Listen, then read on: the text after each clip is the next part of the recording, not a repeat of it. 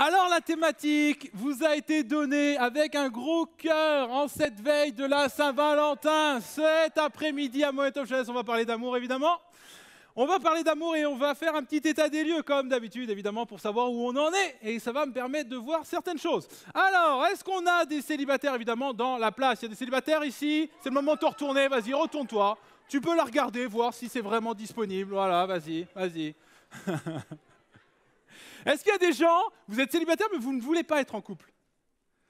Hé, regarde. Et ouais, il y en a qui font ah non, dommage. Reviens plus tard, c'est ça que ça veut dire cette main, reviens plus tard. Des gens en couple, il y a des gens en couple ici? Yes, on peut les applaudir. Des gens mariés? Ouais, aussi également? Ouais. On peut les applaudir. On croit, et il y en a vraiment pour tout le monde cet après-midi. Vraiment, c'est un message qui parle d'amour, mais ce n'est pas un message qui parle que aux célibataires. Évidemment que vous êtes les premiers concernés, et évidemment qu'il y a 80% de célibataires dans ce lieu. Et vraiment, je n'ai pas de mal avec ça. Momentum Jeunesse, c'est également un lieu de rencontre. Alors, ne me faites pas dire ce que je n'ai pas dit. C'est pas non plus exactement ce que vous pensez. Non, mais j'ai pas de mal à ce que vous fréquentiez. Je vous l'ai déjà dit dans un précédent message, j'ai pas de mal à ce que vous fréquentiez, ok? Mais tant que vous le faites bien, tant que vous le faites avec un vrai cœur, tant que vous êtes vrai, tant que vous apprenez à faire les choses bien, il n'y a pas de mal avec ça, ok? Donc faites-le, mais faites-le bien. Et on apprend que voilà, je suis là également pour vous donner des billes, pour vous donner des clés de comment se comporter en amour quand on est chrétien. C'est tout un défi, hein, quand même. Moi qui viens du monde, je peux vous dire que c'est tout un défi. Et c'est vrai que l'amour c'est passionné. L'amour te donne des ailes. Vous connaissez cette expression, l'amour te donne des ailes. Par amour, tu es prêt à tout et à n'importe quoi, on est d'accord, hein. Des fois, tu dis, wow, j'étais capable de faire ça par amour. Tu sais, les hormones prennent place là, puis wow, tu es capable de faire des trucs fous. Tu es capable de te battre par amour. Tu sais que moi, récemment, là, j'ai vécu une petite expérience. J'ai acheté un parfum à Pauline, un parfum qu'on avait repéré dans un magasin. Et on l'avait repéré ensemble, et moi, radin comme je suis, j'ai voulu aller, quelques temps plus tard, parce que je voulais lui faire une surprise, radin comme je suis, j'ai voulu aller dans un autre magasin, parce qu'on l'avait repéré dans ce magasin-là, mais je me suis dit, tiens, peut-être que là, je vais économiser 1 euro ou 2. Tu vois, donc j'étais au Rive d'Arsin, ouais, vous connaissez ça, vous êtes pareil, arrêtez de me juger comme ça. Donc là, je vais quelques mètres plus loin, je vais à Sephora pour ne pas les citer, et je rentre, et là, j'ai bien fait, honnêtement les amis, le prix du parfum 50 millilitres était au même prix qu'à 30 millilitres, quelques mètres plus loin, ok?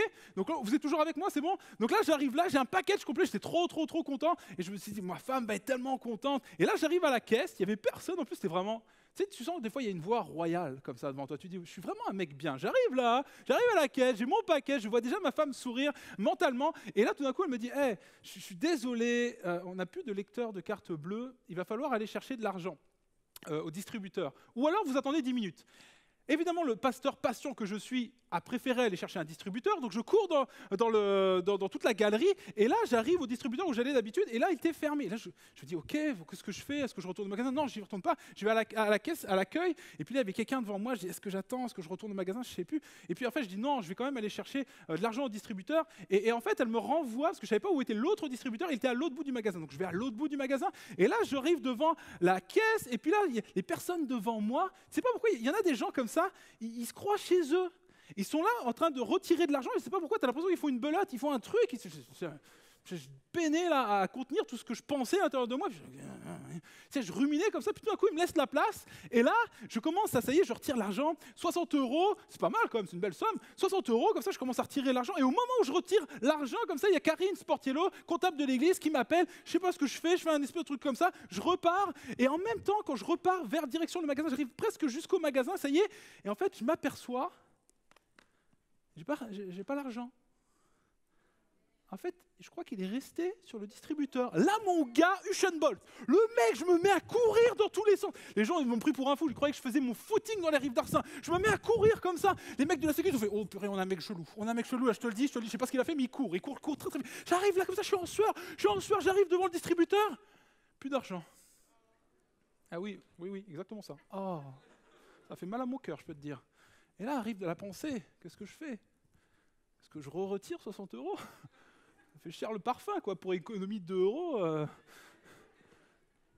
Allez, je retire 60 €. Ça faisait mal. En plus, c'est en fait la vieille pensée humaine. C'est en mode, purée, le gars, franchement, ça a dû être sa journée. Le gars qui a chopé 60 €, lui, il a vu un signe du ciel. Et moi, j'ai même pas les applaudissements. Tu sais, j'aurais pu dire, ça c'est grâce à moi, mec. Je te les donne. Mais ça, j'ai même pas les applaudissements. J'ai fait une bonne action et j'ai même pas les applaudissements. Bon, bref, ça c'est une autre histoire.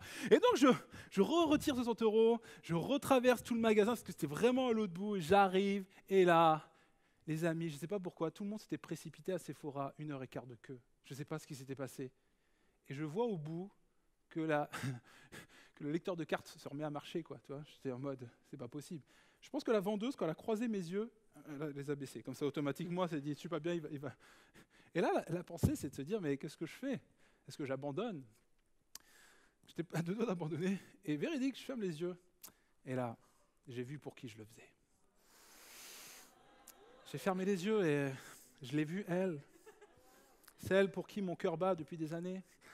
Et je le voyais, je dis, elle le vaut. Elle les vaut, ces 120 €. Elle vaut au moins 122.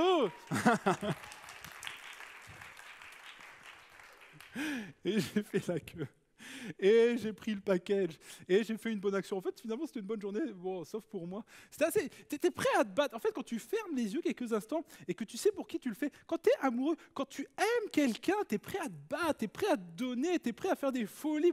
Mais alors là, je suis en train de me glorifier, hein, d'accord, mais ça va arriver, vous inquiétez pas, il y a un autre pendant de ça. Parce que quelques semaines plus tard, c'est assez paradoxal, parce que là, je suis capable de faire un acte héroïque pour elle. Et puis quelques semaines plus tard, quand elle me demande de vider le lave-vaisselle, oh non, faut pas trop en demander quand même. Tu sais, c'est bizarre l'amour. L'amour, tu es capable de faire des trucs incroyables et en même temps, tu n'es même pas parfois capable de te battre pour un truc banal. Il faut se battre en amour, il faut se donner. Et pourtant, l'amour, tu es prêt à tout donner par amour. C'est ça qui est paradoxal. L'amour, les amis, c'est tellement puissant et à la fois, c'est tellement la chose qui nous fait parfois le plus de mal. J'aimerais vous poser une question et j'aimerais vraiment introduire ce message, même s'il est déjà bien introduit, avec une question. Jusqu'où tu es prêt à aller par amour? La question est le titre de mon message pour vous cet après-midi, Momentum Jeunesse. Es-tu prêt à tout par amour? Oui? Merci, voilà. Toi, il y a ta femme qui est à côté, non? C'est pour ça? Je vais y répondre. On va voir à travers l'histoire de Moïse et Séphora. Les points vont tous venir, et puis tout l'enseignement va venir de l'histoire de Moïse et Séphora. On connaît bien Moïse, on connaît un petit peu moins Séphora. Moïse, évidemment, cet Hébreu qui a été sauvé par la fille de Pharaon, qui a été élevé au palais et qui avait une lignée royale. Il avait quand même une destinée qui était juste incroyable. Mais Moïse savait qu'il était issu du peuple hébreu. Il avait toujours dans son cœur cette notion de son origine. Et quand il voit quelque temps plus tard, je vous la fais vraiment très très courte, quand il voit quelque temps plus tard que son peuple, le peuple hébreu, est vraiment martyrisé en Égypte, eh bien il prendra la défense à un moment donné d'un Hébreu et puis il tuera un Égyptien. Sauf que là, c'est une chose qu'il va savoir, et puis le pharaon va vouloir le tuer, et Moïse va devoir fuir le palais, il va devoir fuir l'Égypte. Okay, et il se précipite dans le désert de Madian, où il va faire la rencontre qui va changer sa vie. The rencontre. Regardez ensemble, Exode, chapitre 2 et verset 15. Le pharaon lui-même en entendit parler, donc il entendit parler de ce que Moïse avait fait. Il chercha à le faire mourir. Alors Moïse s'enfuit et alla se réfugier dans le pays de Madian. Là, il s'assit près d'un puits. C'est ce qu'on faisait quand on voulait demander secours. On s'assied près d'un puits dans une ville qu'on ne connaissait pas. Okay, le prêtre de Madian, Jéthro, et ses 7 filles. Elles vinrent puiser de l'eau et remplir les abreuvoirs pour donner à boire aux moutons et aux chèvres de leur père. Mais des bergers arrivèrent et chassèrent les jeunes filles. Alors Moïse prit leur défense et donna à boire aux troupeaux. Elles retournèrent chez leur père, qui leur demanda « Pourquoi rentrez-vous si tôt aujourd'hui ?»« Un Égyptien nous a protégés contre les bergers, répondirent-elles. Et il a même puisé de l'eau pour donner à boire à notre troupeau. »« Où est donc cet homme ?» leur demanda le père. « Pourquoi ne l'avez-vous pas amené jusqu'ici ? Allez le chercher pour qu'il mange avec nous. » Moïse accepta de s'installer chez cet homme. Jéthro lui donna pour épouse sa fille Séphora. Waouh! Quel acte de bravoure de Moïse.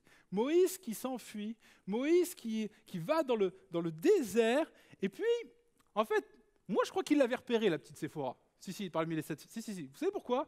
Parce que ça, c'est un truc de gars. Quand tu as repéré quelqu'un, il faut toujours que tu te fasses remarquer un peu, quelque part.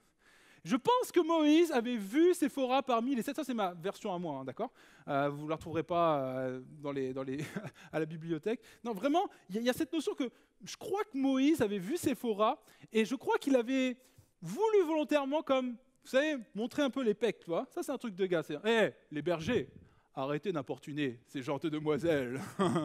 Avec un petit clin d'œil à Séphora, comme ça, tu vois. Ça, c'est un truc de gars. Ça, c'est vraiment un truc de gars. Et ça a marché, les amis.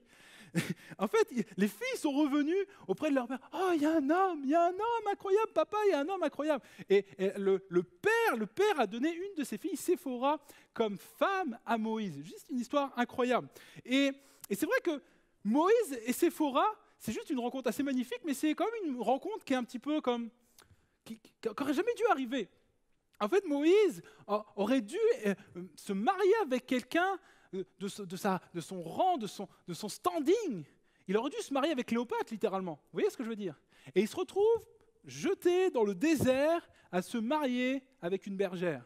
C'est comme une histoire qui est un peu bizarre, et puis on pourrait se dire, hey, il y a mieux comme compatibilité, ok?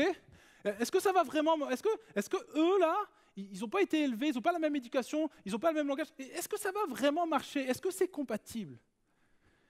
Mon premier point pour vous, cet après-midi, c'est que la première chose, la chose dont tu as le plus besoin, ce n'est pas la compatibilité. La chose dont tu as le plus besoin, c'est de quelqu'un qui est prêt à se battre pour toi. Quelqu'un qui est prêt à se battre pour toi. Ça n'a pas de prix, les amis. Quelqu'un qui est prêt à se battre, quelqu'un qui est prêt à tout donner, quelqu'un qui a les yeux qui brillent. Parce qu'en fait, voilà, vous savez que je suis, en tant que pasteur, pour ceux qui me connaissent depuis plus d'un an, qui ont entendu au moins le message précédent, vous savez que je suis pour les critères. Je pense que c'est important que tu aies des critères en amour, c'est vraiment important. Je crois que pour trouver, il faut que tu saches ce que tu cherches. C'est important ce que je viens de dire, c'est pas mal. Non mais c'est vrai, parfois, comment tu sais que ça va être la bonne?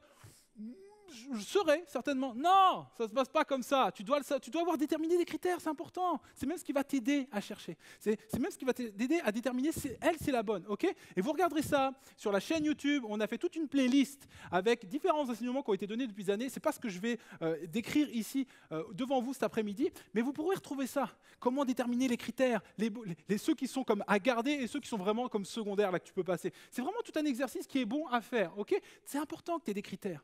Mais parfois, on peut se perdre avec les critères. Parfois, on peut aller trop loin. Parfois, on peut... Certains, c'est... Oui, mais il faut qu'il soit chrétien, et puis il faut qu'il sache ce qu'il veut dans la vie, puis il faut qu'il soit déterminé, et puis... Oui, mais est-ce qu'il t'aime? Est-ce qu'il est prêt à se battre pour toi? Est-ce qu'il est prêt à se sacrifier pour toi? Parce qu'à force d'avoir des critères comme ça intellectuels, on en oublie l'essentiel. Est-ce qu'il t'aime? Est-ce qu'il a les yeux qui brillent quand il te voit? Sinon, c'est un bon parti, les amis. Il faut de la passion. Il faut quelqu'un qui est prêt à se battre pour toi, à se sacrifier, parce que ça, c'est la notion du couple. C'est pas que pour les célibataires, c'est aussi la notion du couple. C'est pas quelque chose. Moïse, ok, là, c'est la rencontre initiale, il est prêt à se battre pour Séphora, mais pour ton couple, il faut que tu sois prêt à te battre également derrière. C'est pas juste un acte une fois, c'est un acte pour toute une vie. Quelqu'un qui est prêt à se battre. C'est un des critères fondamentaux qu'on doit trouver chez quelqu'un, chez un autre, peu importe. C'est pas sexuel, c'est pas masculin, c'est pas féminin. Est-ce que tu es prêt à te battre pour ton couple? Est-ce que tu es prêt? Et puis c'est une question que je vais vous poser, à vous qui êtes célibataire. Est-ce que vous êtes prêt à vous battre dès à présent pour votre future femme? Ça veut dire quoi se battre pour ma future femme? Est-ce que tu es prêt dès aujourd'hui à régler les choses que tu as à régler? Est-ce que tu te bats pour elle dès à présent? Est-ce que tu es prêt aujourd'hui justement à te préparer, à te libérer, à changer, à peut-être te séparer de certaines addictions? Vous comprenez ce que je veux dire? Est-ce que tu es prêt à te battre en te gardant pur? Ouais. Est-ce que tu es prêt à te battre dès aujourd'hui? Parce que dès aujourd'hui, tu peux te battre pour ta destinée, tu peux te battre pour ce qui va arriver, tu peux te battre pour ton conjoint, tu peux te battre pour ton conjoint, pour ta femme, ta future femme. Vous comprenez? Dès aujourd'hui, est-ce que tu es prêt à te battre? Et vous qui êtes en couple, est-ce que tu es prêt à te battre? Est-ce que tu continues à te battre? Est-ce que tu continues à te battre? Est-ce que tu es prêt à te battre dans ton couple, à faire de la place à ta femme dans ton agenda? Est-ce que tu es prêt à te battre? Elle, est-ce qu'elle apparaît, c'est que toi tu diminues? Est-ce que tu es prêt à te battre? Est-ce que tu te bats toujours pour elle? Est-ce que tu continues de la séduire? Est-ce que tu continues de l'aimer? Tu comprends ce que je veux dire? Est-ce que tu es prêt à te battre? Parce que se battre pour quelqu'un, c'est la source, c'est la clé, c'est comme le point, le critère numéro 1. C'est important. Dieu s'est battu pour nous. Nous sommes appelés à l'image de Christ à nous battre également, par amour. Est-ce que tu es prêt à te battre? Moïse était prêt à se battre. Il s'est battu d'ailleurs avec les bergers. On ne sait pas s'ils en sont venus aux mains ou pas, mais en tout cas, on sait qu'il les a chassés. Je pense pas que c'était juste en leur donnant un petit peu d'argent qui lui restait de l'Égypte. Je pense que vraiment, il s'est passé ce qui s'est passé. Moïse était prêt à se battre. Mais je pense que Moïse, en fait, quand on imagine cette rencontre un peu initiale avec Séphora, Moïse, il a dû se poser des questions quand il a rencontré Séphora, que tout le monde se pose. Peu importe les années, je pense qu'on se pose tous les mêmes questions. Je suis intéressé, mais est-ce que c'est réciproque? C'est vrai, hein? Quand tu es célibataire et puis que tu rencontres quelqu'un, une des questions, vraiment la question qui vient tout de suite à la place, c'est comment je vais savoir que elle est intéressée aussi? Et tu essaies de deviner par son comportement si elle est intéressée ou pas. C'est quand même compliqué. Hein? Puis en fait, il faut dire que nous, les gars, franchement, c'est plus facile à voir. C'est plus facile à voir. Un gars, quand il est intéressé, ça se voit comme le nez au milieu de la figure. Un gars, quand il est intéressé, il te suit partout. Il te suit partout, il te colle. Un gars, quand il est intéressé, en fait, gars, tu vas à gauche, il va à gauche, tu vas à droite, il va à droite. En fait, c'est comme si tu avais adopté un animal de compagnie. Oh, bah il est encore là. Il est mignon. Allez, retourne dans ton panier parce que le temps que je prenne ma décision, ça va être un peu long. Ça va être un peu long. Retourne dans ton panier. Les gars, c'est vrai, un gars, ça se voit. Un gars qui est intéressé. S'il y a toujours le même gars à côté de toi, c'est pas qu'un ami. C'est pas qu'un ami, je te le dis tout de suite. C'est pas toujours. Je sens des gênances dans la salle. Non, mais attendez. Parce qu'en vrai, nous, ça se voit, mais les filles, vous êtes compliquées. Les filles, vous êtes compliquées parce que vous, quand vous êtes intéressés, eh ben, vous montrez tout le contraire. Tu sais pas pourquoi? C'est comme une règle. Une fille, quand elle est intéressée, ah non, je vais pas lui montrer, il faudrait pas qu'il y croie. Oui, mais t'es bien amoureuse. Oui, mais je veux pas qu'il y croie. Tu sais, elle te montre le contraire, c'est quand même bizarre. Tu sais, je voudrais pas. Regarde, il y a Élisée qui fait que te regarder. Ah, j'avais pas vu. Non, j'avais pas vu. C'est trop bizarre. Ouais, j'ai dit des noms, c'est fortuit comme ça, ça n'a rien à voir. Non mais ça, en fait, c'est génétique. Les amis, c'est génétique. En fait, très tôt, en fait, je crois que les femmes sont créées comme ça. Et les garçons sont créés comme ça. Pourquoi? Parce que Pauline m'a décrit la relation entre Sacha et son amoureuse. Parce que oui, Sacha a une amoureuse. Oui, ça va vite, ça va très très vite. Ça va très très vite. Il a 4 ans, il est amoureuse, il me l'a dit, ça y est. Oui, il a fait une rencontre magique à la MAM, maison d'assistante maternelle. Élie, elle s'appelle Élie. C'est la fille du pasteur Mathieu Perrault. Parce que oui, on veut garder la lignée pastorale quand même, c'est important. Non mais, vous n'êtes pas en train d'applaudir à ça quand même, c'est ridicule. Elle s'appelle Élie. Et Élie, alors c'est magique parce que Pauline, elle me racontait comment ça se passait à la MAM, et elle me dit, en fait, Sacha, ça se voit très vite qu'il est amoureux, parce qu'il saute partout. Élie, là, Élie, et puis il fait exprès de tomber comme ça. Voilà, il fait des trucs de gars, tu sais, il lui tape dans le dos comme ça. Ça, c'est les trucs de gars. Nous, c'est la violence. Tu sais pas comment dire que tu aimes, alors tu lui mets une bonne claque comme ça, tiens, elle va comprendre. Mais c'est un truc de gars. Et Sacha, c'est ça, surexcité. Et elle feint la différence. Et sauf qu'elle arrive à la maison et elle dit à Laetitia, c'est mon amoureux, je l'aime, Sacha. C'est génétique, qu'est-ce que tu veux que je raconte à mon fils, moi? Mais je te dis qu'elle t'aime. Mais papa, mais elle ne me regarde pas. Mais justement, elle ne te regarde pas, c'est évident. Mais papa m'a acheté une voiture à la tête. Mais alors, justement, c'est exactement ça, ça veut dire qu'elle est amoureuse. Alors, n'allez pas en déduire que parce que certains vous vous dites, mais en fait, c'est comme ça qu'elles montrent l'amour, les filles. C'est-à-dire que je suis un Don Juan, moi je peux te dire, parce que toutes les filles se comportent comme ça ici à Momentum Jeunesse avec moi. Hein. Moi j'ai un succès fou, je suis le Don Juan de Momentum Jeunesse. Alors là les filles, tu sais, je voudrais pas que des mecs arrivent ce soir et puis ils disent, ouais, toi tu m'ignores. Chut. Ne dis rien. Ne dis rien. Je voudrais pas, non les gars, si elle a dit non, vraiment, elle a dit non. Non mais c'est fou. C'est fou, je ne sais pas pourquoi c'est comme ça, c'est comme génétique. Les amis, et vous allez dire, mais alors comment on va savoir? Parlez-vous, ça peut aider. Non mais parfois j'ai l'impression que c'est motus, tu sais. Faut que je lui fasse deviner que je suis intéressé, mais j'ai pas le droit de dire le mot, tu sais, c'est comme le mot interdit, tu sais. Oh, je vais lui montrer que je suis pas intéressé. Oui, mais c'est compliqué, parce qu'en fait une fille, en fait il y a très peu. Franchement, gars, t'emballes pas si tu crois que t'es un séducteur, parce qu'en fait il y a très peu de différence entre une fille qui n'est pas intéressée et une fille qui est intéressée mais qui dit qu'elle n'est pas intéressée. En fait, il y a très peu, donc tu ne peux pas savoir. Franchement, non. Fais attention.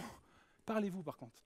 La Bible nous dit, mettez de la vérité dans tout ce que vous faites. La Bible nous dit, soyez intègres. pas de faux comportements entre nous. Parlez-vous. Parlez-vous. Et ce n'est pas parce que tu dis à quelqu'un que tu es intéressé, que tout de suite tu es en train de dire, quand tu dis intéressé, c'est que tu es troublé. C'est oui, on va apprendre à échanger, on va apprendre peut-être à se découvrir, que tu es en train de dire tu es l'homme de ma vie. Regardez les différentes vidéos où j'explique qu'il y a des différents stades. Ce n'est pas parce que tu es en train de dire à quelqu'un je suis troublé par toi que tout de suite, ça y est, demain, le lendemain, vous êtes obligé d'être à la mairie. Il y a des stades. Ça passe par l'amitié, ça passe par l'amitié exclusive. Prenez le temps les uns avec les autres, mais parlez-vous, échangez-vous. Soyez vrais, il n'y a pas de honte à dire « je suis intéressé, je suis troublé ». Parlez-vous plutôt que de rester dans une espèce de flou comme ça où je ne sais pas trop. Parlez-vous. Les amis, parlez-vous. Je crois que c'est vraiment bénéfique. Je crois que ça libère la parole, les amis. Sacha on lui a posé la question, c'est quoi avoir une amoureuse ? Une amoureuse... Élie, c'est mon amoureuse parce que c'est mon amitié plus de toute la vie. Il a dit un truc comme ça. C'est mon amitié plus de toute la vie, de toute la terre. C'est plus mon ami de toute la terre, un truc comme ça. Mais les amis, c'est exactement ça. C'est qui ton amoureux, c'est qui ton amoureuse ? C'est quelqu'un qui va devenir ton ami, qui va devenir plus que ton ami.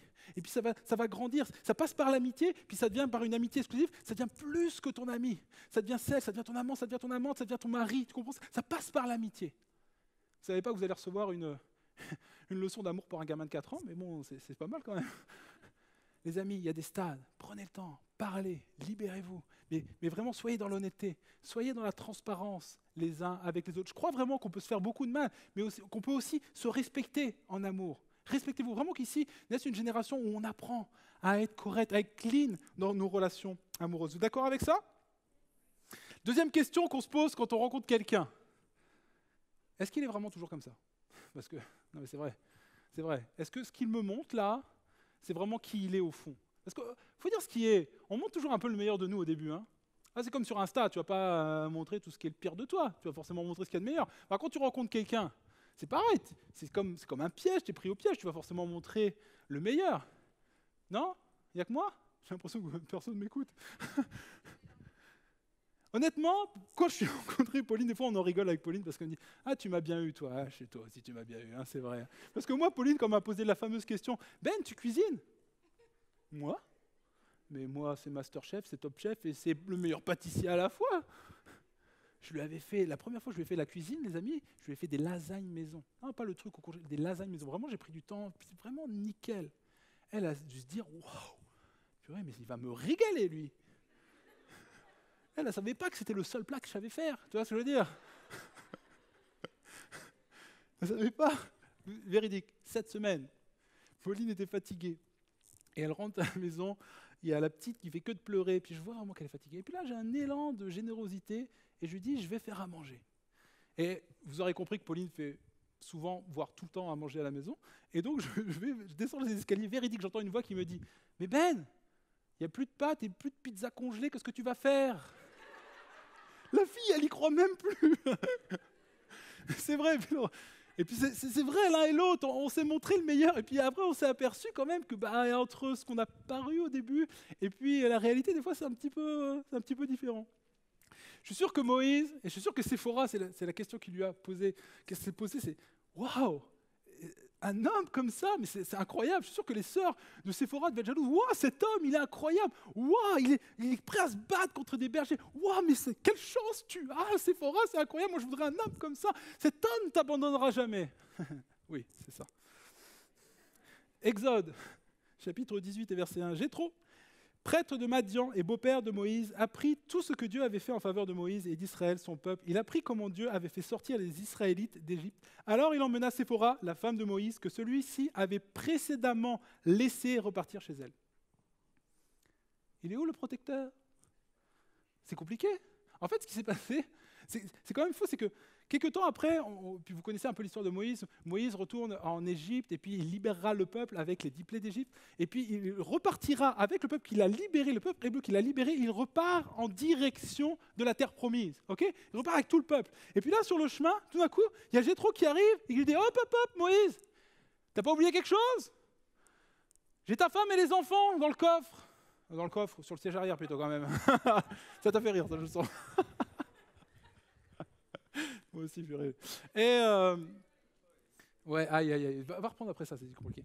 Et du coup, il dit, mais Moïse, t'as oublié ta femme Et en fait, il y a certains honnêtement qui se posent la question, qui se disent mais pourquoi Moïse a oublié sa femme? Et puis c'est quoi l'idée? En fait, il y a deux versions à ce niveau-là. Il y a ceux qui disent en fait Moïse est un protecteur et puis il a mis sa femme et ses enfants en protection chez ses beaux-parents, ok? Parce qu'il savait ce qui allait se passer en Égypte, que ça allait être la guerre et tout ça, ok? Puis il y a d'autres commentateurs, l'autre moitié on va dire, qui pensent que non, il y avait vraiment eu un grave désaccord et qui fait qu'il avait vraiment renvoyé sa femme, en tout cas au moins temporairement. Moi je crois en la deuxième version. Vous savez pourquoi? Parce que le mot renvoyer vraiment comme tel qu'on le voit dans la Bible, c'est un mot qui déclare également, qui veut dire renvoyer, mais qui veut dire également cadeau d'adieu. Je n'avais pas tout à fait l'intention de revenir la voir tout de suite en tout cas. Cadeau d'adieu. C'est ouf. Il n'avait pas tout à fait l'intention de revenir tout de suite la voir. Et la question qu'on peut se poser, c'est pourquoi? Pourquoi Moïse avait décidé de renvoyer sa femme? En fait, il y avait eu un grave désaccord dans le couple, ok? Comme ça peut arriver. Mais sauf que là, le désaccord a été un petit peu plus loin. Regardez ce que nous dit Exode. Toujours, on retourne dans l'histoire de Moïse et Séphora. Vous êtes toujours avec moi? C'est bon? Momentum Jeunesse, c'est bon? Vous êtes là? Yes. Merci pour ta main. Exode, chapitre 4, et verset 24. Pendant le voyage, au campement où il passait la nuit, l'Éternel attaqua Moïse, cherchant à le faire mourir. Alors Séphora saisit une pierre tranchante, coupa le prépuce de son fils et toucha les pieds de Moïse en disant « Tu es pour moi un époux de sang. » Alors l'Éternel laissa Moïse. Ça, c'est le texte qui nous parle du grave désaccord entre Moïse et Séphora. Ce qui se passe, c'est que Moïse n'avait pas circoncis son fils tel que la loi, tel que Dieu l'avait ordonné à Abraham et puis à tous ceux qui allaient le succéder, d'accord, lui succéder. Sauf que Séphora n'est pas de la même culture, madianite. Et certes, même si elle croit dans le même Dieu, elle n'a pas les mêmes regards, n'a pas les mêmes exigences. Et pour elle, c'est juste un acte de barbarie de circoncire son fils. Elle ne voit pas. Et certainement, c'est ce que les commentateurs disent, certainement qu'elle a influencé, qu'elle a demandé, qu'elle a dit à Abraham, non, je ne vois pas pourquoi on ferait ça. Grave désaccord dans le couple. Grave désaccord dans le couple. Moment de tension. Et dans ces moments-là, la tentation est grande pour apaiser que de baisser ses croyances, que de baisser ses exigences. Et c'est exactement ce qu'a fait Moïse. Moïse a décidé que ce n'était pas grave au final. Moïse a décidé, elle n'est pas de la même culture que moi. Donc Dieu doit comprendre finalement. Je ne peux pas la forcer, elle, à avoir une croyance que moi je n'ai pas. Elle, je ne peux pas la forcer, je suis sûr que même Dieu est OK avec ça. Je suis sûr que même Dieu est correct avec ça. En fait, Moïse a rabaissé ses croyances à la hauteur de ses actes, alors que nous sommes appelés, deuxièmement, cet après-midi, nous sommes appelés au contraire à ramener nos actes à la hauteur de nos croyances, et pas à baisser nos croyances à la hauteur de nos actes. En fait, vraiment, c'est un point important cet après-midi, c'est même le point essentiel que vous devez vraiment comprendre. Je lisais un article d'un psychologue qui a dit quelque chose de très intéressant. Il a dit, vous savez, l'homme, pour qu'il soit en accord avec lui-même, il faut que ses croyances soient à la hauteur de ses actes. C'est logique en fait, quand tu y réfléchis, si tes actes ne sont pas à la hauteur de tes croyances, en fait, tu vas être troublé, tu vas te dire, ça va amener de la culpabilité et de la frustration, tu vas dire, je pense ça, mais je fais le contraire, vous comprenez? Donc en fait, c'est ça qui fait naître le mal-être en nous, en l'homme, peu importe, chrétien, pas chrétien. Il faut que ce que tu crois être bon, ce que tu crois être juste, tu le fasses dans ta vie au quotidien. Sinon, ça fait naître un mal-être. Okay? Et donc, face à cette réalité physique, il y a deux solutions. Soit tu élèves tes actes à la hauteur de tes croyances et tu reviens donc à un équilibre, soit tu baisses tes croyances à la hauteur de tes actes. C'est exactement ce qu'a fait Moïse. C'est évidemment pas ce que la Bible nous enseigne de faire, mais c'est exactement ce qu'a fait Moïse. Et vous savez, c'est la tentation que nous sommes tous, à laquelle nous sommes tous sujets. La tentation de baisser plutôt que d'élever, quand on n'arrive pas à élever nos actes à la hauteur de nos croyances, et nous avons des croyances fortes en tant que chrétiens, quand on n'arrive pas à élever nos actes à la hauteur de nos croyances, on a tous tendance à baisser nos croyances en disant « c'est pas si grave, Dieu doit comprendre ». Et puis c'est pas que l'amour, vous savez, c'est ouais, Dieu comprend ma situation financière, Dieu comprend que je suis pas forcément, j'ai pas le temps de servir, Dieu comprend que dans ma relation amoureuse, il comprend ma situation. Tu rabaisses tes croyances en disant c'est pas si grave, Dieu doit être OK avec ça. En amour, c'est la vérité. C'est la même chose, et c'est la vérité. Il y a cette réalité qu'en amour, tu as des croyances fortes, et puis parfois, on n'arrive pas à les tenir. Et puis parfois, tu te dis, et tu justifies avec tout ce que tu vis autour de toi. Et évidemment, c'est compliqué ici. De se dire, avec ce que l'on apprend dans le monde, avec les gens qu'on côtoie au quotidien, de se dire, moi, je crois ça, mais c'est difficile, Ben. C'est difficile. Comment tu veux que je fasse si je drague pas? Comment tu veux que je fasse si j'embrasse pas? Comment tu veux que je fasse si je couche pas? Je vais être un has-been, je vais finir solo. Alors tu te dis, Dieu doit comprendre. Et tu te dis, je suis bien obligé, je suis comme pris au piège. Tu sais, pris au piège, quand je te disais par rapport à Instagram, par rapport au fait du début, de se dire, je suis bien obligé de me faire paraître plus beau que je suis. Tu sais, c'est qu'on justifie tout. On justifie tout. Et j'en vois, franchement les amis, je vois beaucoup de gens, beaucoup, et moi le premier peut-être parfois également, faire dire à la Bible des choses pour justifier nos actes.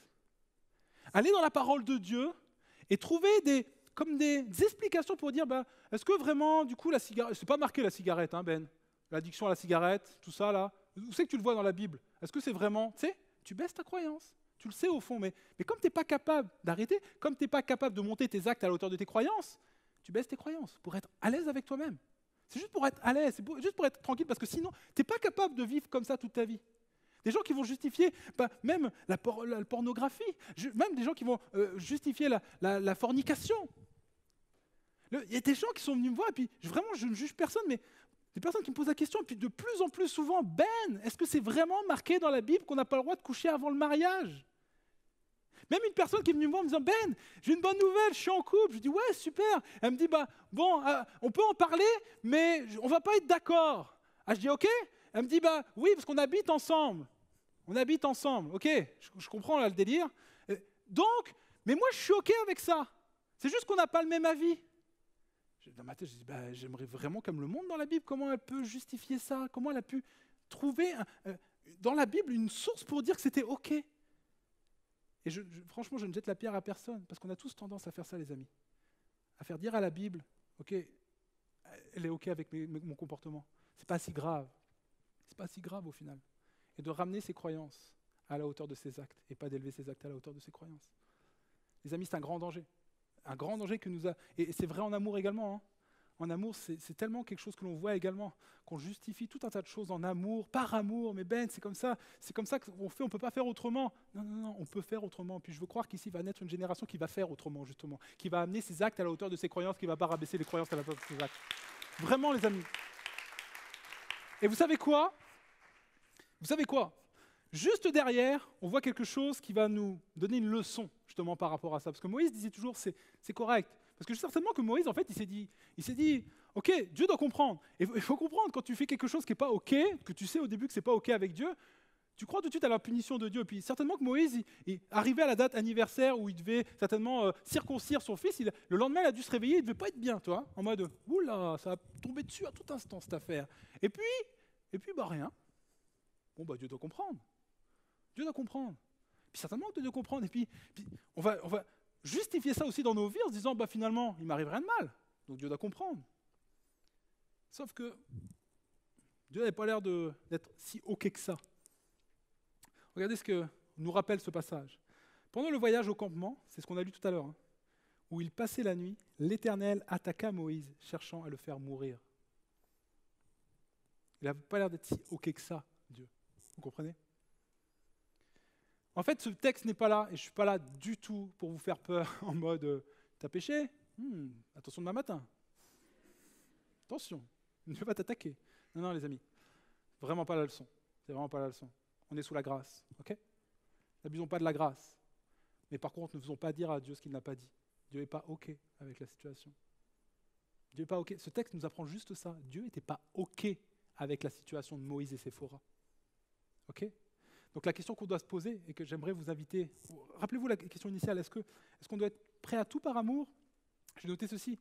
Doit-on être prêt à tout par amour? La réponse est oui, s'il s'agit de se battre pour son conjoint, mais non, s'il s'agit d'abaisser ses croyances pour lui. Non, on ne doit pas être prêt à tout par amour. Pas tout. Il y a des choses, c'est nos croyances, c'est nos convictions. Et évidemment qu'il faut que tu connaisses le Dieu d'amour là, pour avoir des actes qui sont à la hauteur de tes croyances. Certains, vous devez bosser vos croyances. Parce que certains, vous êtes OK, mais vous êtes là. OK? Je crois ça, mais je suis OK avec moi. Non. Il faut vraiment que tu rencontres le Dieu de toute éternité. Tu n'as vraiment pas rencontré le Sauveur qui va te donner une croyance. Et après, peut-être, mais ça ne sert à rien de chercher à mettre les actes avant la croyance. Si certains, vous ne croyez pas en Dieu, je ne vous prêche pas à vous, honnêtement, les amis. Je vous le dis. Si vous ne croyez pas en Dieu, si vous ne croyez pas en ce Dieu d'amour qui a des choses bonnes à nous apprendre en amour, ça ne sert à rien de chercher à avoir les actes. Si toi, tu es là, et puis qu'en fait, c'est juste tes parents qui t'invitent à venir à la réunion, mais cherche pas à mettre les actes avant la croyance. C'est désordonné. Non, on suit un Dieu d'amour, on suit un Dieu parce qu'on croit en lui, et donc on va mettre par amour les actes à la même hauteur. Les amis, bossez vos croyances. Et moi, je veux te présenter ce Dieu-là qui peut tout pour toi, et puis il a des choses à t'apprendre en amour. Donc peut-être que cet après-midi, la seule chose que tu vas avoir à faire, c'est une rencontre personnelle avec ton Sauveur. C'est pas tout de suite de dire « ouais, il faut que j'arrête ça, il faut que j'arrête ça ». Non, non, non, déjà rencontre Jésus. Déjà rencontre Jésus. Croyance. Mais certains, vous l'avez rencontré, Jésus.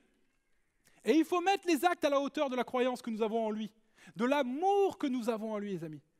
Il faut équilibrer, parce qu'il y a quelque chose au fond de toi, sinon qui va mourir comme Moïse. Les amis, la mort, la maladie venait comme traduire quelque chose qui se passait dans son cœur. Il y a quelque chose qui se passait. Et vous savez quoi? La seule chose qui a redonné vie à Moïse, qui a ressuscité littéralement Moïse, c'est de ramener les actes à la hauteur de la croyance. En fait, c'est Séphora qui a sauvé Moïse. C'est juste dingue.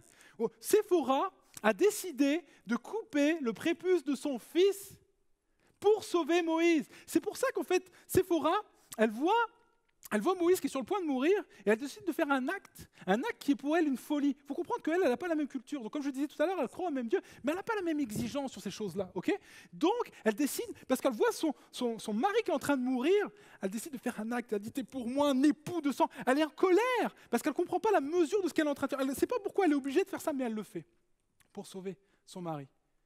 Et elle sauve littéralement son mari. Et rappelez-vous quand même que c'est pour ça que je voudrais quand même mettre à l'honneur également Séphora, parce qu'on met souvent à l'honneur Moïse, mais Séphora a sauvé Moïse et donc elle a sauvé la destinée qui allait avec quand même, jusqu'à nous aujourd'hui. Donc Séphora, elle était un acte de libération et de bénédiction pour nous jusqu'à aujourd'hui. Et en plus de ça, elle a fait quelque chose alors qu'elle ne comprenait même pas pleinement le sens. Il faut imaginer qu'à l'époque, sa culture, tout ce qui l'environnait, lui faisait penser le contraire. Pour elle, c'était OK. Pour elle, c'était OK de tout ce qui se passait. Donc pour elle, c'était OK de ne pas circoncire. Mais en fait, elle a fait quelque chose pour sauver son mari, un acte différent de tout ce qui l'environnait. Ok? Elle a fait un acte différent, elle a fait un acte courageux qui a fait une différence énorme. C'est exactement ce que nous sommes appelés à faire, les amis. Faire un acte différent. Un acte différent qui va faire la différence. Troisièmement, et dernièrement, faire des choix que les autres ne font pas. C'est ce que nous sommes appelés à faire des choix que les autres ne font pas. Dans un monde qui nous invite à avoir des croyances jusqu'ici, ceux qui ont une foi en Dieu, ceux qui savent ce qu'il est bon de faire, doivent tenir bon et faire des actes qui vont vraiment comme porter le message encore plus que tout ce que l'on pourrait dire à voix haute. Vous savez, des fois, on cherche vraiment à évangéliser et on le fait bien, je crois, et puis on met beaucoup d'efforts à ça. On se dit toujours comment on va gagner Bordeaux. Puis on veut évangéliser, puis on veut faire parler de Jésus, puis on voudrait que Jésus soit connu sur toute la terre. Pourquoi ? Parce qu'on l'aime, parce que moi j'ai découvert combien il était bon pour moi, combien il m'a sauvé, combien il m'a libéré. En fait, tout ce que j'ai découvert de Jésus, j'ai envie que le monde le sache. C'est pas par arrogance, c'est vraiment parce que le salut, la liberté que j'ai trouvée en lui, je veux que tout le monde l'ait.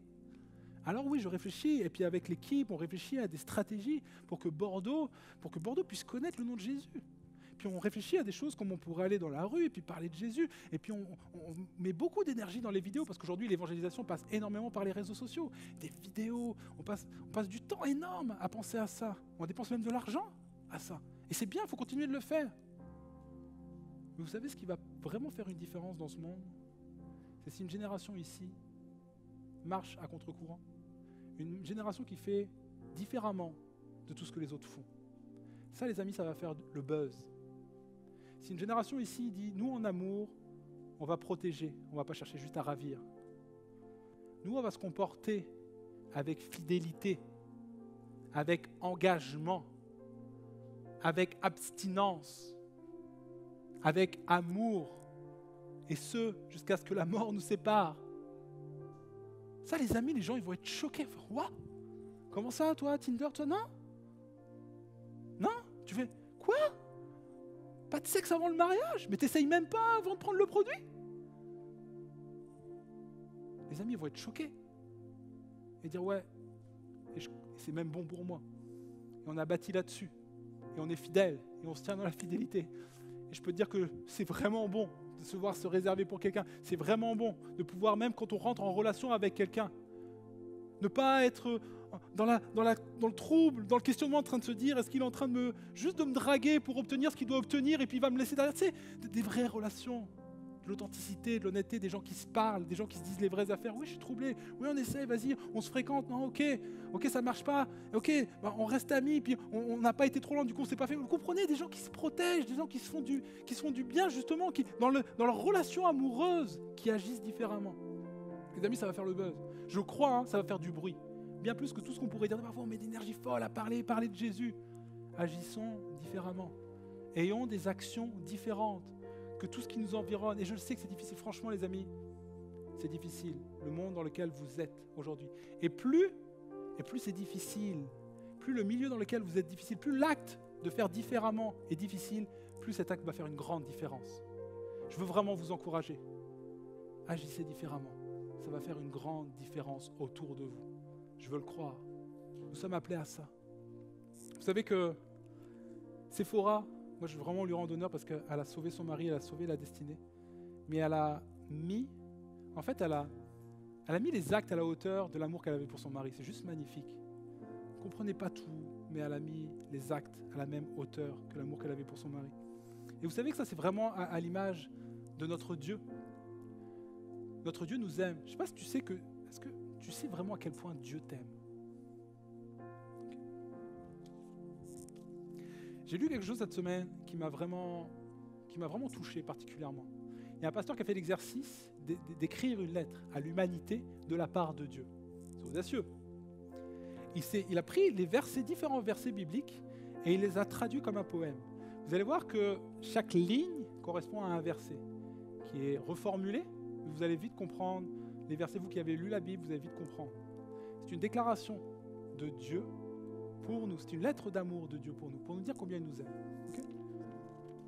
Lisons-la ensemble. Mon enfant, peut-être que tu ne me connais pas, mais moi, je sais tout de toi. Je sais quand tu t'assieds, je sais quand tu te lèves, tous mes chemins te sont familiers. Même les cheveux de ta tête sont tous comptés.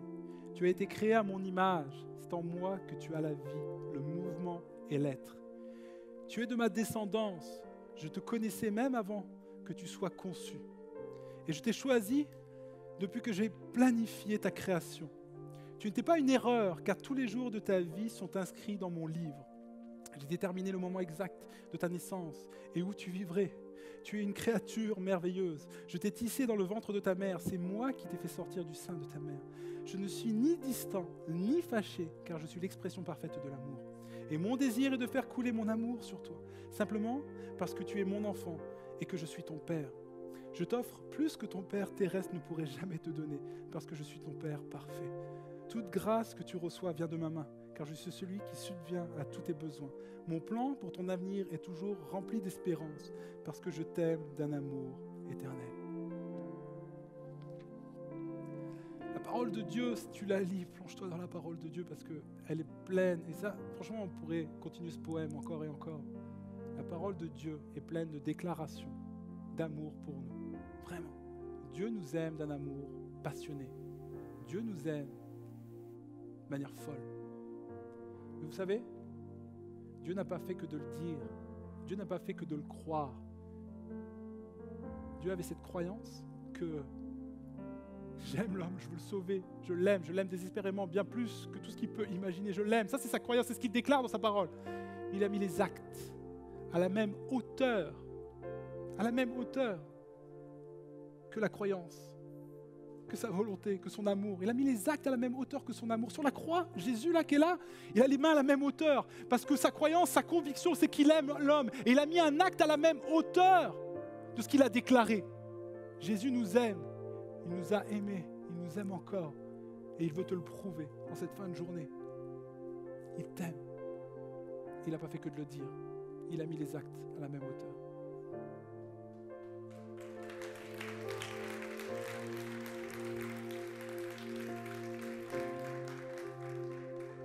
Mettons les actes à la hauteur de l'amour que nous avons pour les gens. Tu dis aimer cette femme que tu as commencé à fréquenter? Alors respecte-la. Mets les actes à la même hauteur de l'amour que tu as pour elle. Respecte-la, laisse-lui le temps. Prends soin d'elle, protège-la, même de toi. protège-la. Tu dis de l'aimer, mais les actes à la même hauteur que l'amour que tu as pour elle. Tu as dit, ok, je te vois pas. Lui, je le vois pas comme mon amoureux. Je le vois comme un ami simplement. Ok, alors tu l'aimes comme un ami, mets les actes à la même hauteur que l'amitié, que l'amour que tu as pour lui. Respecte-le. Dis-lui. Joue pas avec lui. Dis-lui, écoute, non, je te vois vraiment comme un ami. Mets les actes à la même hauteur. Ne joue pas avec lui pour te combler émotionnellement. Mets les actes à la hauteur de l'amour que tu as pour lui. Tu dis l'aimer comme un frère. Alors aime-le comme un frère. Aime-la comme une sœur. Et dis-lui, ne joue pas. Tu es en couple. Tu as dit avoir aimé. Ta femme, tu l'as déclarée à la mairie jusqu'à ce que la mort nous sépare. On s'aime. Ok. Alors mets les actes qui vont à la même hauteur que la déclaration d'amour que tu lui as fait. Bats-toi pour elle. Fais-lui de la place dans ton agenda. Continue de la séduire. Donne-lui la première place. Bats-toi pour elle.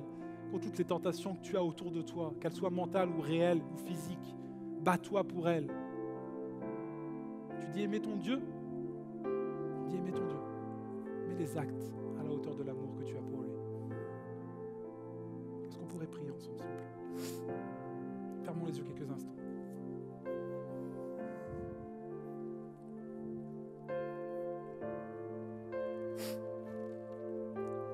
Seigneur Jésus, je suis moi-même dépassé par ce message parce que moi-même, je reconnais ne pas mettre toujours les actes à la même hauteur de la croyance et de la conviction que j'ai de qui tu es. Je cherche pleinement à le faire, mais si je suis honnête 2 secondes, je sais que je ne le fais pas pleinement.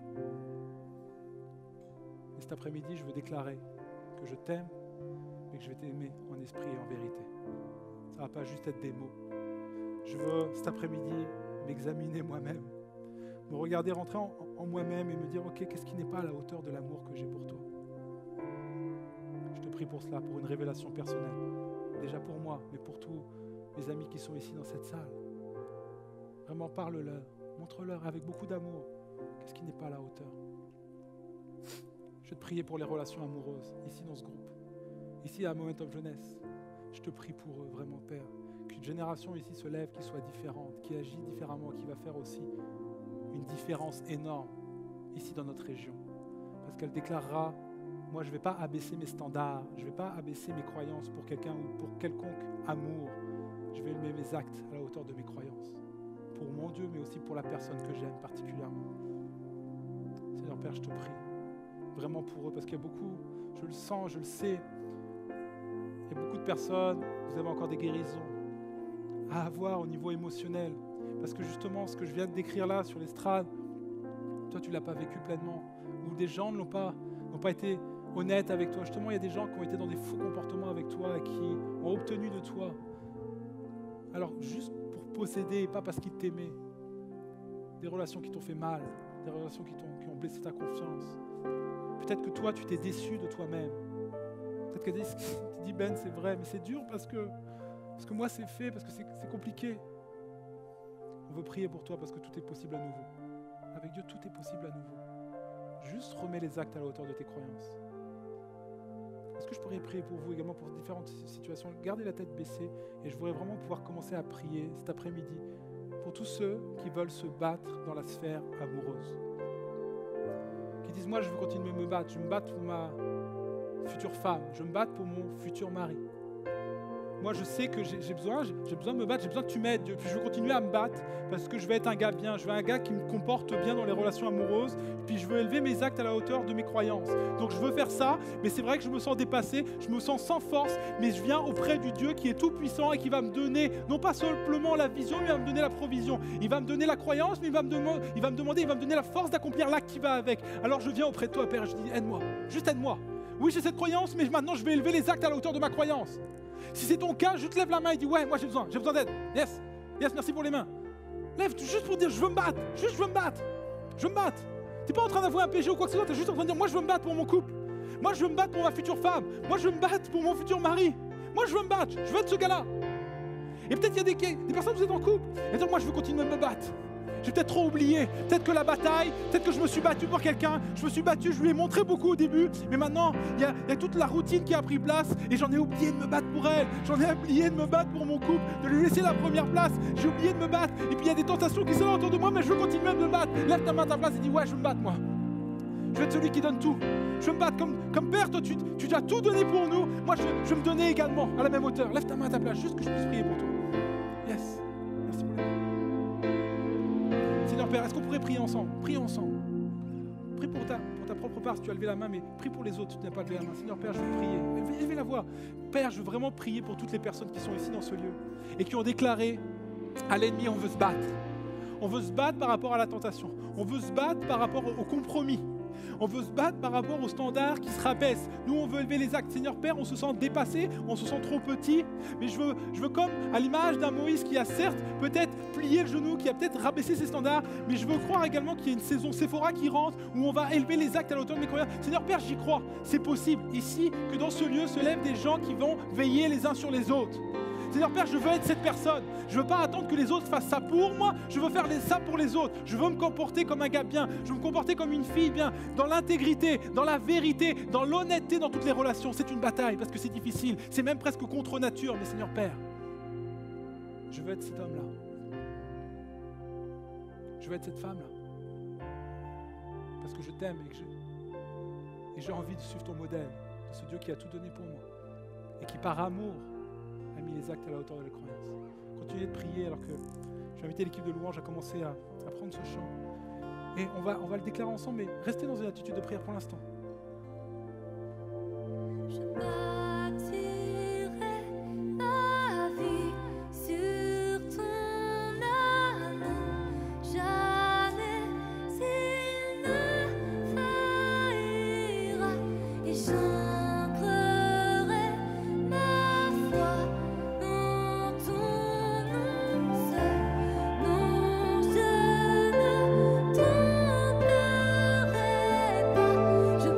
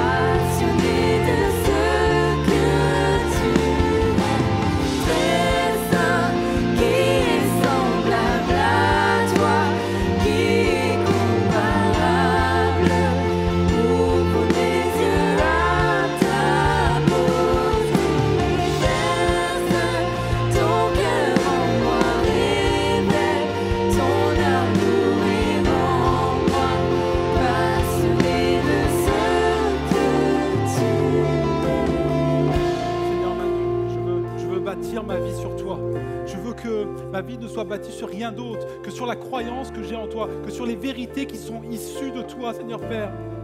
Je veux me repentir en cette fin d'après-midi, je veux me repentir et je veux m'examiner et déterminer également ce qui n'est pas aligné sur la croyance que j'ai en toi, de ce qu'il est bon de faire, de ce qui est juste de faire. Il y a des choses, tu le sais, il y a des choses, tu le sais, et c'est pas qu'en amour, il y a des choses qui ne sont pas alignées.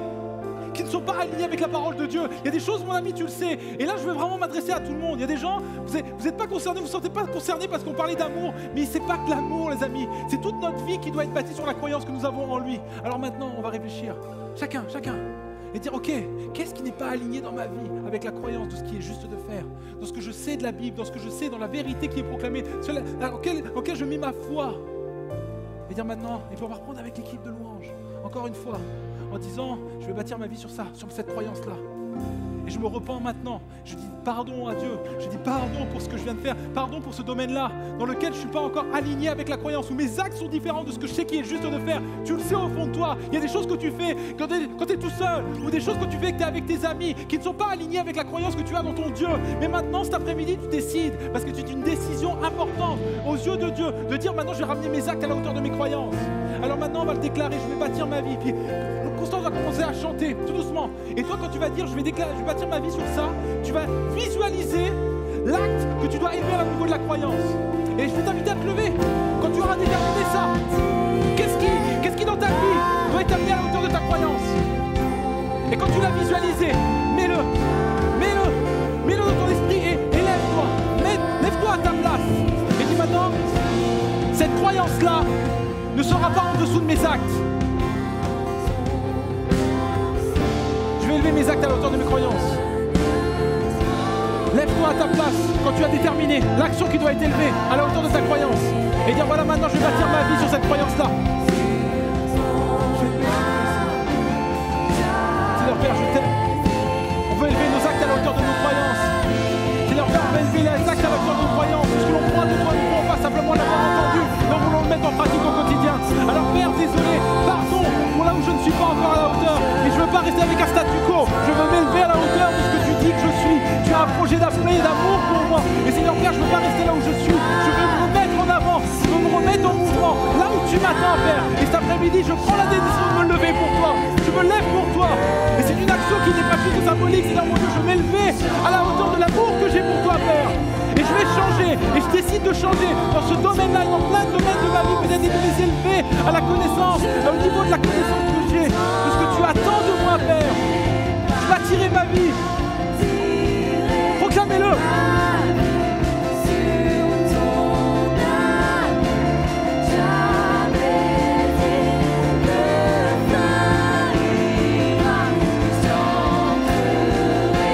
Sur quoi bâtis-tu ta vie cet après-midi? Je bâtis ma vie sur la parole de Dieu. Elle est la vérité.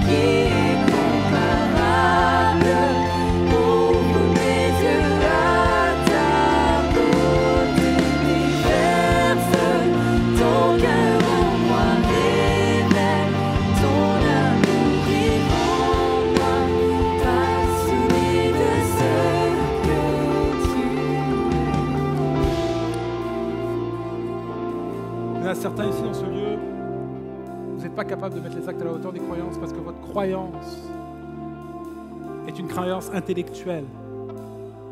Il n'y a toujours pas eu de révélation personnelle. C'est une croyance intellectuelle. Oui, je pense qu'il y a un Dieu. Je pense qu'il y a un Dieu. Je pense qu'il y a quelque chose au-delà, mais tu n'as pas fait la rencontre avec Jésus.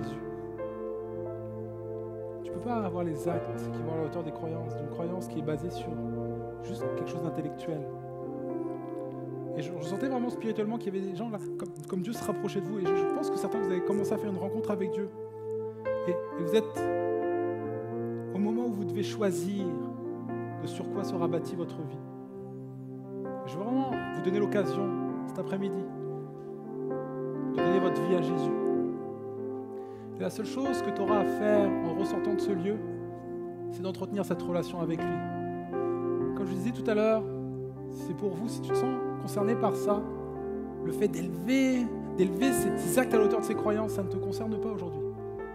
Parce que tu ne peux pas élever les actes à la hauteur d'un Dieu que tu ne connais pas. Pour toi, le point de départ, c'est cette rencontre personnelle avec Jésus. C'est cette croix que je dépeignais tout à l'heure. C'est cet amour qu'il a eu pour nous. Dieu t'aime. Dieu t'aime. Il a des plans pour toi. Il l'a dit, il l'a déclaré. Puis rappelez-vous cette lettre. Tu n'es pas le fruit du hasard. Tout ce qui tu es, ce que tu fais, ce n'est pas le hasard.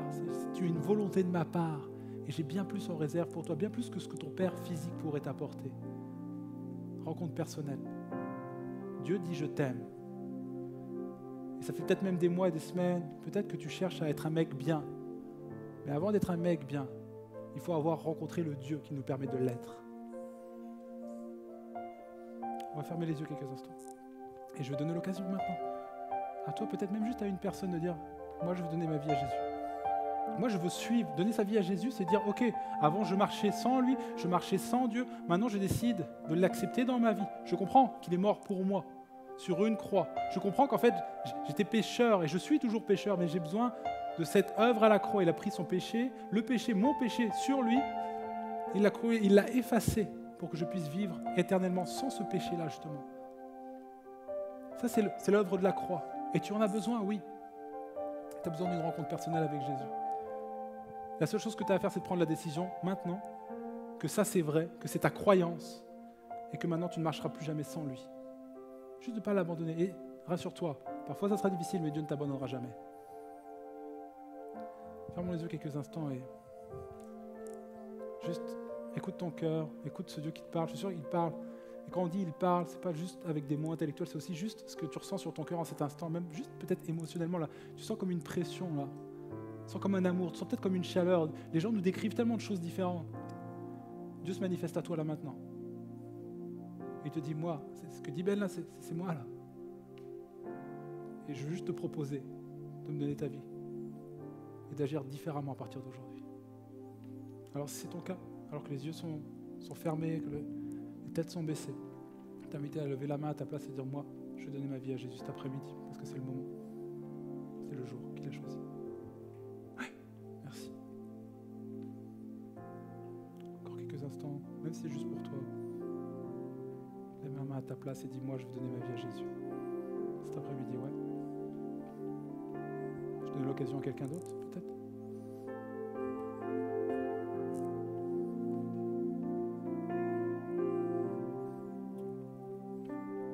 Ok, vous pouvez baisser les mains et on va prier pour vous. Momentum Jeunesse, on va prier pour vous. Seigneur Jésus, je veux te prier pour toutes ces personnes, pour ces personnes qui t'ont donné leur vie cet après-midi. Merci Jésus, parce que c'est la plus belle décision de leur vie. Tu les aimes et je te prie que cette décision, tu puisses la sceller dans leur cœur, que l'ennemi ne vienne pas s'en ravir, qu'elle puisse peut-être le partager avec 2-3 amis cet après-midi. On va dire, je l'ai fait, j'ai pris cette décision, ça y est. Je suis passé de la mort à la vie, mais ultimement, c'est parce que j'ai décidé d'accepter Jésus dans toutes mes décisions, dans tous mes choix. Et je comprends en cet instant que je suis passé de la mort à la vie, que les péchés qui étaient sur moi ne sont plus sur moi. Je marche libre maintenant et je sais que Dieu va m'accompagner dans un cheminement de liberté. Tout ne va pas se faire du jour au lendemain, mais je vais cheminer, puis je vais aller de victoire en victoire, et puis Dieu va me montrer pourquoi il m'a créé, il va montrer son plan. Vraiment, ça c'est vraiment pour toi, c'est vraiment pour vous les amis. Et je prie vraiment que toutes ces paroles, Dieu vienne les ancrer dans votre cœur. Merci Jésus pour ce que tu as fait à la croix pour nous.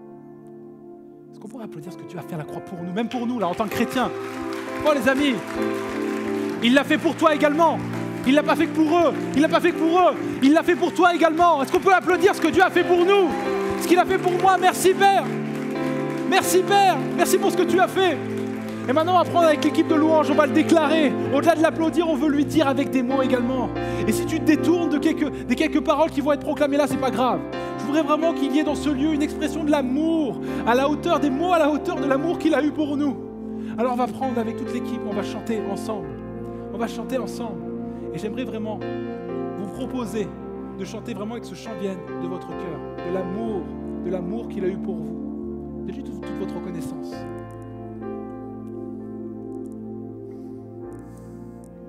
Mon cœur est à toi, mon cœur est à toi, mon cœur est à toi pour l'éternité. Mon cœur est à toi, mon cœur est à toi, mon cœur est à toi pour l'éternité. Mon cœur est à toi, mon cœur est à toi, mon cœur est à toi pour l'éternité. Mon cœur est à toi, mon cœur est à toi, mon cœur est à toi pour l'éternité. Mon cœur est à toi, mon cœur est à toi, mon cœur est à toi pour l'éternité. Déclarez. Mon cœur est à toi, mon cœur est à toi, mon cœur est à toi pour l'éternité. Une dernière fois. Mon cœur est à toi, mon cœur est à toi, mon cœur est à toi pour l'éternité. Alléluia, alléluia. Mon cœur est à toi, Jésus. Alléluia, alléluia. De ton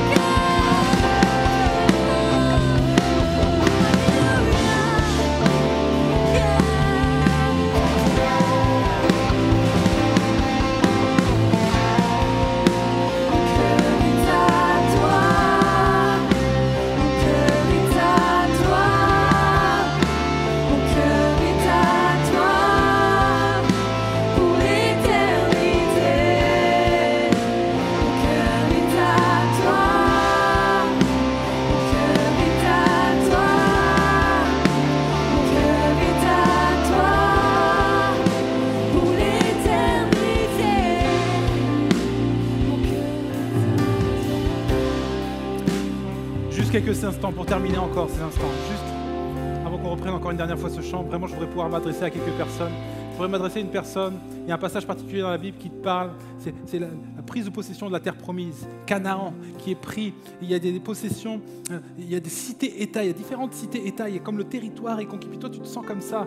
Il y a différentes choses dans ta vie qui ont pris possession de qui tu es. Puis tu le sais. Il y a des choses qui ont pris possession dans ta vie. Tu te demandes comment ça va se passer. Tu te demandes comment tu vas pouvoir être libéré. Et Dieu, comme il le dira à Josué, il dira, n'aie pas peur, passe le Jourdain, passe le Jourdain, passe le Jourdain. Une victoire à la fois, une cité-État à la fois. Et Dieu, c'était vraiment très très beau ce parallèle parce qu'il dira, en fait, comme à Jéricho, il faut que tu proclames. Et en fait, il faut que tu proclames par rapport à la première victoire. C'est juste concentre-toi sur ce qu'il t'appelle à faire maintenant, là, tout de suite. La première victoire, la première cité-État. Et il faut que tu le proclames. La proclamation, c'est qu'il faut que tu en parles. Il faut que tu en parles à quelqu'un, il faut que tu le déclares. Je vais être libre dans ce domaine-là. Je vais être libre. Cette cité-État ne t'appartient pas. Ça, je vais le reprendre possession. Je vais reprendre possession de ça. Et je vais en parler à quelqu'un. Je vais en parler autour de moi. Je vais en parler à des gens qui sont capables de m'aider. Et on va aller prendre possession et les murs vont tomber. Jéricho va tomber. Il y a quelqu'un ici qui est fan de foot. Tu es fan de foot. Ça te parle parce que tu es fan de foot et tu n'arrives pas à avoir la même passion pour Dieu que pour le football. Et tu es troublé parce que tu te dis, mais je sais pas, Dieu est Dieu, je devrais être aussi passionné. Je suis passionné par le foot, je ne sais pas pourquoi je kiffe autant ça, mais Dieu, c'est un peu une coche en dessous. J'aime Dieu, mais je ne suis pas aussi passionné. Et Dieu te dire avec beaucoup d'amour, ça c'est parce que tu es un spectateur, mais parce que tu n'es pas un joueur. Spirituellement, tu es appelé à descendre des tribunes, à aller sur le terrain, à te mélanger aux gens. Tu vas être aiguisé à te mélanger avec eux. Et tu vas voir combien à leur contact, tu vas devenir un passionné. Tu vas devenir un passionné. Il faut que tu descendes des tribunes.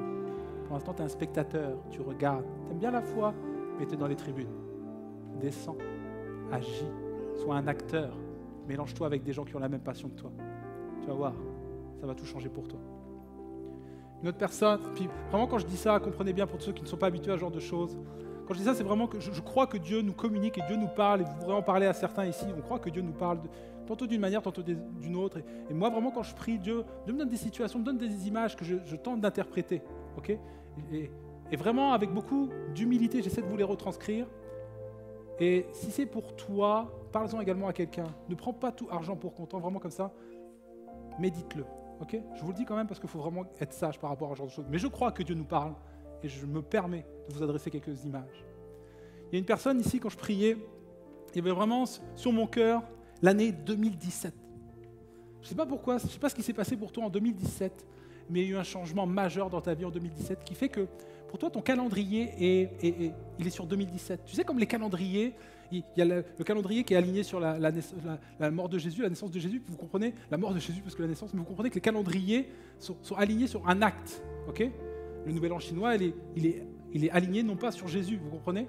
Et là, pour toi, c'est comme je le voyais visuellement, c'est comme ça. 2017, c'est comme le calendrier de ta vie, il est aligné sur cet événement. Il y a eu un avant, il y a eu tellement un après majeur que ta vie est alignée sur ça, sur ce qui s'est passé à ce moment-là. Et Dieu de me dire, mais le seul calendrier qui existe, c'est celui sur lequel moi je suis. C'est le calendrier, le seul qui existe, c'est pas le calendrier chinois, c'est pas tous les autres calendriers, c'est le mien. Et il y a un calendrier, écoute bien. En 2021, va arriver quelque chose, un événement majeur dans ta vie qui fait que la référence ne sera plus 2017 mais 2021. Parce que Dieu l'aura déclaré et Dieu seul est capable de déterminer les calendriers de ta vie. Ne crois pas que c'est la finalité 2017. Tout ne tournera pas toute ta vie autour de 2017. Il y a un 2021 qui arrive, qui sera ta référence pour toi. Crois-le. 2017 n'est pas la fin. Une dernière personne qui... Je voyais quelqu'un avec une ou plusieurs boucles d'oreilles. Je ne sais pas si c'est féminin, je ne sais pas masculin, je ne suis pas en train de dire ça, mais je vois quelqu'un, ça te parle les boucles d'oreilles, tu aimes les boucles d'oreilles, je ne sais pas pourquoi tu aimes les boucles d'oreilles. Et je voyais vraiment que le passage sur le côté déséquilibré t'a parlé, parce qu'il y avait comme cette notion, je ne sais pas pourquoi spirituellement je voyais comme une boucle d'oreille qui était plus grosse qu'une autre, et puis il y avait comme un déséquilibre à ce niveau-là. Je ne sais pas pourquoi c'était assez amusant à mon sens, sauf que ce n'est pas du tout amusant quand tu comprenais la situation, tu comprenais que la personne était toujours mal, en fait mal dans sa peau, parce qu'il y avait toujours un déséquilibre. Et tu cherchais, c'est bizarre parce que c'est spirituel, tu cherches toujours à mettre une boucle d'oreille qui va compenser l'autre, mais en fait il n'y a jamais la même boucle d'oreille de l'autre côté, puis tu es toujours en train de balancer d'un côté et de l'autre, et en fait tu es toujours dans un mal-être. Tu es toujours dans un mal-être. Et te dire, mais c'est quoi qui va avec ça? C'est quoi que je dois rajouter? C'est quoi que je dois rajouter pour équilibrer? Et Dieu dit, enlève toutes les boucles d'oreilles, ce n'est pas ton identité. Libère-toi. Alors, je te le dis avec beaucoup d'amour. Je ne sais pas ce que représente, je ne sais pas ce que c'est ce symbole. J'arrive pas. J'ai demandé à Dieu, mais je n'ai pas ce symbole. Mais je sais que ça te parle à toi. Alors, comprends que ton identité n'est pas dans ces choses. Débarrasse-toi de ça. Enlève. Ce n'est pas ton identité. Il y a quelque chose que tu dois enlever. Tu dois te libérer de ça. Et je vais te montrer qu'il y a autre chose. J'ai autre chose pour toi. J'ai une autre identité. Il y a quelque chose. Moi seul sais qui tu es en fait. Parce qu'en fait, la boucle d'oreille, c'est l'apparence.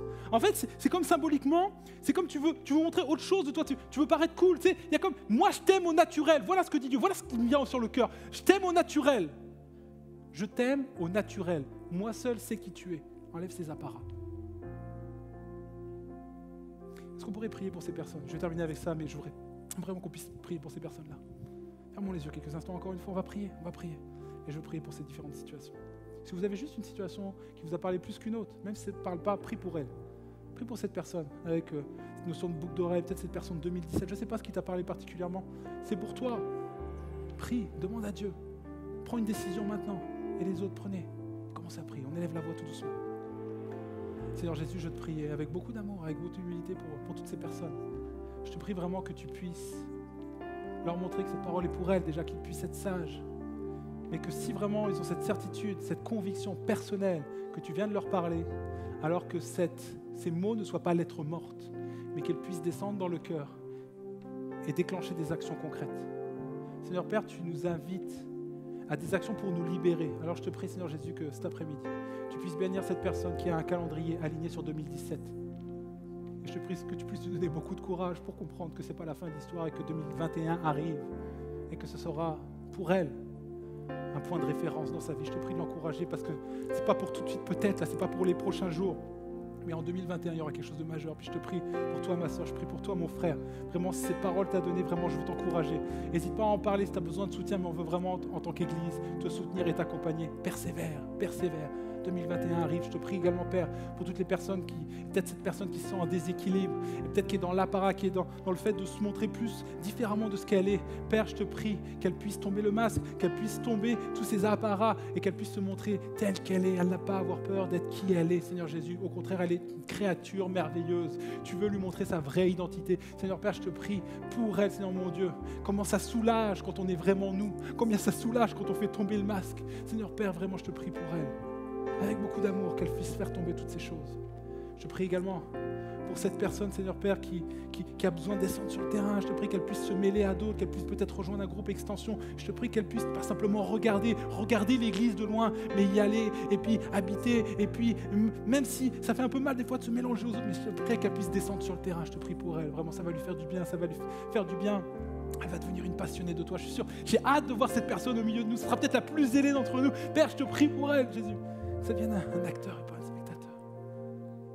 Seigneur Jésus, je te prie, tout simplement, pour toutes ces personnes qui sont dans la souffrance. Et cet après-midi, on veut vraiment prendre compassion des gens qui souffrent. Tout à l'heure, on aura un temps de prière et je vous inviterai, parce qu'on ne pourra pas prier pour tout le monde là maintenant, mais il y aura un temps de prière à la fin. Et on va prier pour tous les malades, peut-être s'il y en a. Et on croit dans le Dieu de toute éternité, qui restaure, qui guérit, qui fait du bien. Oui, il est ce Dieu-là pour nous. Est-ce que vous le croyez, Momentum Jeunesse? Est-ce que vous êtes prêts à déclarer une dernière fois avec l'équipe là? Est-ce que vous êtes prêts à déclarer avec l'équipe que vous aimez votre Dieu? Ok? Et sur quoi allez-vous bâtir votre vie? Seigneur Dieu, on veut le déclarer, nous allons être une génération qui allons bâtir nos vies sur le Dieu de toute éternité. Yes, vous pouvez applaudir plus fort que ça. On est cette génération-là et on doit le proclamer. Nous avons la lumière, les amis. Nous voulons le crier haut et fort dans nos croyances, mais également dans nos actes. Proclamons-le avec l'équipe. On va ensemble. Mon cœur est à toi. Mon cœur est à toi. Mon cœur est à toi.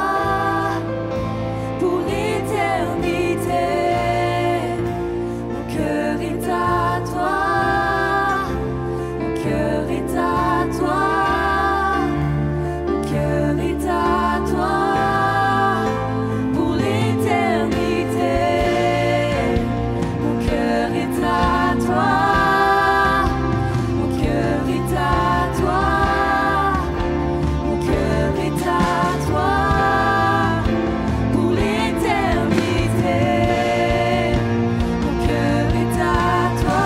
Oh, de tout ton cœur à ton Dieu. Mon cœur est à toi. Mon cœur est à toi. Pour l'éternité. Mon cœur est à toi. Mon cœur est à toi. Mon cœur est à toi. Pour l'éternité. Mon cœur est à toi.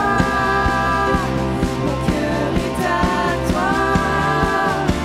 Mon cœur est à toi. Pour l'éternité. Je ne vis que pour toi. Je choisis de te suivre. Je ne vis plus pour moi. Sans relâcher ici-bas. Je ne vis que pour toi.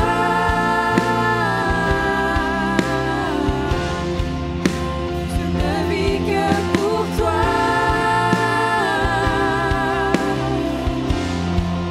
Je ne vis que pour toi. Je choisis de te suivre. Je ne vis plus pour moi.